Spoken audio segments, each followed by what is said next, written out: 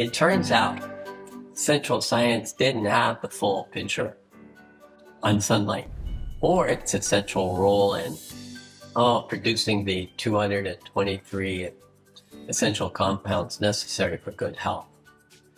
It goes way beyond the vitamin production or having healthy red blood cells. According to Dr. Jack Kruse, who is a bit of a maverick in his way, a Harvard graduate neurosurgeon, in his general terms, it's all about sunlight, water, and magnetism that makes it possible for the many essential compounds to be produced in the body. For an example, changing hemoglobin 2 to +3, enabling it to attract and release oxygen. You can have healthy lungs, plenty of iron, and still have a hypoxia condition if you don't get enough sunlight in your diet. It appears quantum biology is real, and it's here. It explains how light frequency is fundamentally required to support biochemistry in the body through the gateway of the mitochondrial DNA.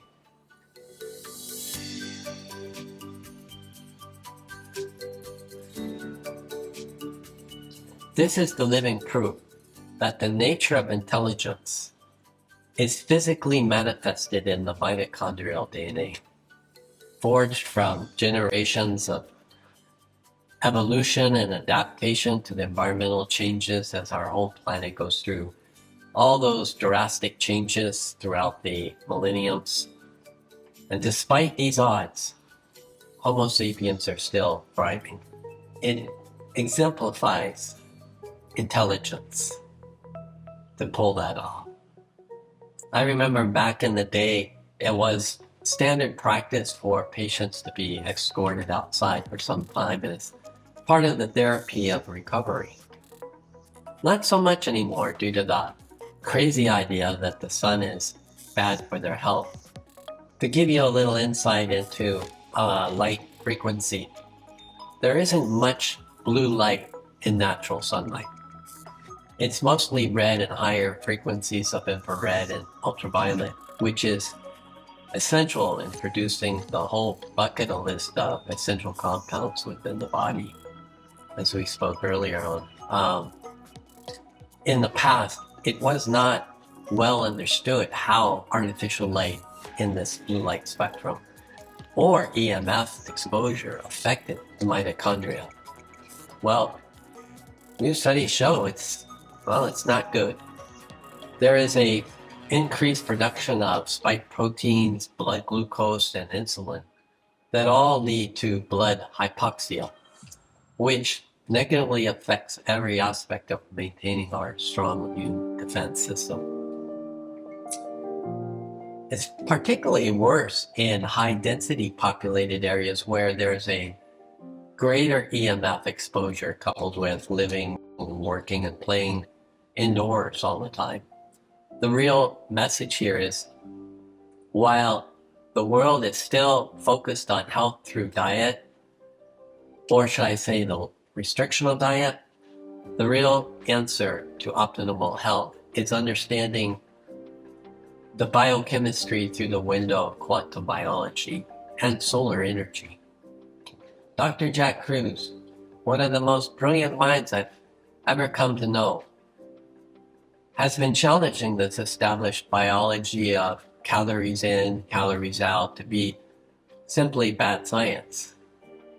It just simply lacks the understanding of the true biochemistry of the human body, chemistry that is much more negatively affected by EMF exposure than originally accepted by the FDA, which sheds a little light on just how the FDA has grown to be dysfunctional over the last couple decades.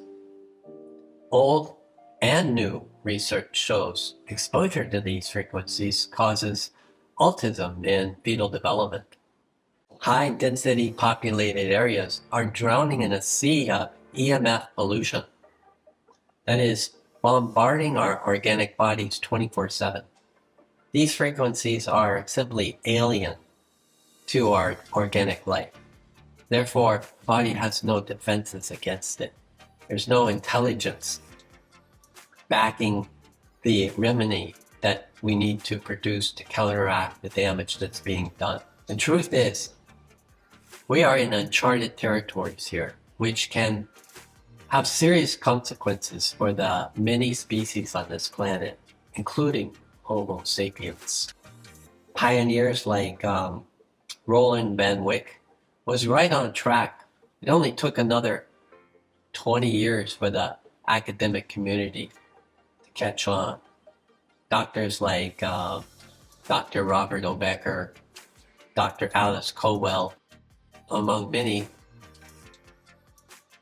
to substantiate and authenticate the missing science centralized medicine is resisting to acknowledge. Today's healthcare industry is firmly supporting the pharmaceutical machine, the machine for profit paradigm, a paradigm that promotes sunlight exposure as a negative one to long-term good health. Contrary to popular belief, I would call it more ignored science. The realization I have gotten is sunlight is the most valuable commodity ever, and yet it's the most undervalued. A true paradox. Is it because it's free or it's simply ignored? If you want to know how valuable sun is, just check out Dr. Kruse or Dr. Alice Cowell's work, who are calling it out as it is, have both given their time to many podcasts on YouTube. I mean, even from a layman's point of view, it's impressive, linking direct sunlight to long-term maintenance program for good health. I personally have tallied around growing a coral reef in indoor aquarium. Never going to happen with artificial light. It takes a lot of ultraviolet light to grow a healthy coral reef indoors. It's even more important in keeping the fish alive. Mitochondrial DNA in the body uses sunlight, magnetism, and water in building life molecule by molecule. It basically changes the whole story of what we've been taught in school of how the body processes food and breaks that down to energy and how energy really is behind our good health. The human body is not a closed system, not at all. It's the practical proof that quantum science overrides all of the old theories that existed in the 3D model. It's all about sunlight and life. Different sides of the same coin, my friends. On one hand, our health is what we are. It's everything that we want to be. It's everything we cherish. And it's so ironic, on the other hand, healthcare has become the platform of false science, a growing deception infecting the public health with a revolving door. The industry can't even manage its own corrupted involvement in their own certified practitioners, like making fake Medicare claims and misdiagnosing, leading to more injury. As a result, the general public now believes that any exposure to the sun is a negative one, all backed by accredited pseudoscience and marketing bias. No, cancer is real, but its root cause is misdirected to imply that it came from somewhere else or how it comes to be. People come to the beach with their umbrellas, their sunglasses, their sunscreen, as if we were a species that were not meant to leave the technological cage that we come from. A diversion of this magnitude has terminated entire species in the past. It's a jump in evolution that I don't think we'll be able to do in just 100 years, physically. Today's UV exposure ironically shares the same page as climate change. It's difficult to distinguish between marketing and science today because both are dependent on funding to survive. In other words, both science and marketing have the same master. The pharmaceuticals is a poster child that exemplifies the fact that a trillion-dollar industry which hides behind a decaying business model and a get-out-of-jail-free card. I mean, has Mr. Who violated its core mission to do no harm? I've been discovering that there is a fast-growing academic community that still believes in real, variable, tested science that speaks with one voice, the voice of mathematics. And I have friends in the community that are very aware of how the science has been infiltrated by common belief and public image. As brave as they are to risk their careers, they are true believers in doing the greater good.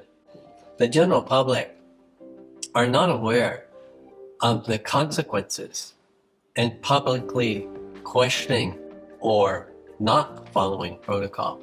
These core believers are the ones that get sidelined as the unfavored sibling in the family in this established cult-like doctrine of extreme wealth and prestige, probably inspired by the Eagles, the song Hotel California.